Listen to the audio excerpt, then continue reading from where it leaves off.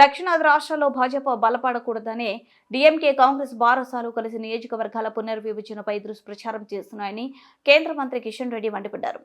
డెలిమిటేషన్ అంశంపై చెన్నైలో జరిగిన సమావేశంలో కాంగ్రెస్ భారసాలు పోటీపడి మాట్లాడడంతో వాటి మధ్యనున్న పాతబంధం, వాటి నిజస్వరూపం మరోసారి బయటపడ్డాయని విమర్శించారు. హైదరాబాద్లోని భాజపా రాష్ట్ర కార్యాలయంలో కిషన్ రెడ్డి విలేకరుల సమావేశంలో మాట్లాడారు. నియోజకవర్గాల పునర్విభజన జరగాలంటే మొదట జనాభా లెక్కల సేకరణ జరగాలి. పార్లమెంట్లో చట్టం చేయడానికి రాష్ట్ర ప్రభుత్వాలు పాత్ర కీలకం. ఇవేవీ లేకుండానే నియోజకవర్గాల పునర్విభజనతో ప్రజలకు ఏదో అన్యాయం జరగబోతుందంటూ తెలంగాణ ముఖ్యమంత్రి రేవంత్ రెడ్డి, భారత నేత కేటీఆర్ ఒకే సమావేశంలో పాల్గొని ఆరోపణలు చేయడాన్ని ఖండిస్తున్నాం. వారి ఆరోపణలన్నీ అసత్యాలే. పునర్విభజనపై పార్లమెంట్లో గానీ, క్యాబినెట్లో గానీ ఇప్పటి వరకు ఎలాంటి చర్చ జరగలేదు. దక్షిణాదిలో భాజపా పుంజుకోవద్దన్న దురుద్దేశంతోనే ఇలా వ్యవహరిస్తున్నారు. నేను అడుగుతా ఉన్నాను కాంగ్రెస్ పార్టీని, బీఆర్ఎస్ పార్టీని, మిగతా పార్టీలను. ఈరోజు దక్షిణాదిన ఎన్డీఏ 2 రాష్ట్రాల్లో మేము అధికారంలో ఉన్నాం. ఎప్పుడు ఎన్నికలు వచ్చినా కర్ణాటకలో, తెలంగాణలో అధికారంలోకి వస్తాము, రావాలని కోరుకుంటున్నాం.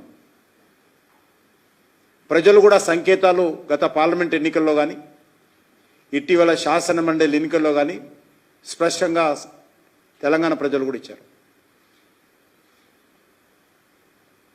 దక్షిణాది ప్రజల యొక్క సంక్షేమము, దక్షిణాది రాష్ట్రాల అభివృద్ధి మీకంటే మా మీద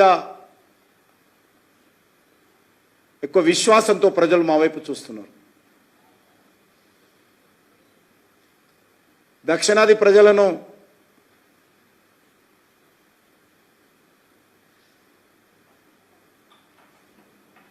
ఈరోజు వారి సంక్షేమం కోసం చిత్తశుద్ధితో మేము కృషి చేస్తూ ఉన్నాం, భవిష్యత్తులో కూడా చేస్తాం.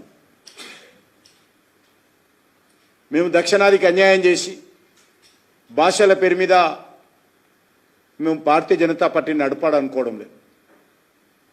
దక్షిణాదిలో కూడా పూర్తి స్థాయిలో పట్టు సాధించాలని, దక్షిణాదిలో కూడా ఇప్పుడున్నటువంటి ఎన్డీఏ ప్రభుత్వాలు 2 ఏవైతున్నాయో వచ్చేటువంటి శాసనసభ ఎన్నికల్లో కర్ణాటకలో కానీ, తెలంగాణలో గెలవాలని,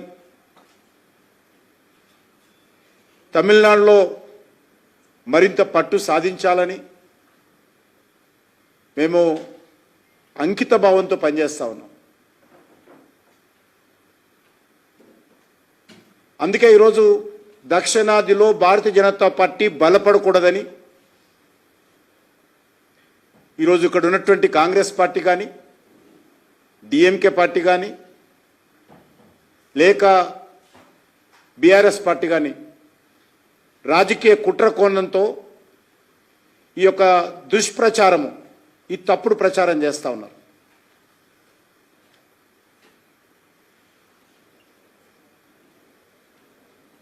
ఈరోజు కాంగ్రెస్ పార్టీ 3 రాష్ట్రాలకు పరిమితమైంది. ఆ 3 రాష్ట్రాల్లో ఎప్పుడు ఎన్నికలు వచ్చినా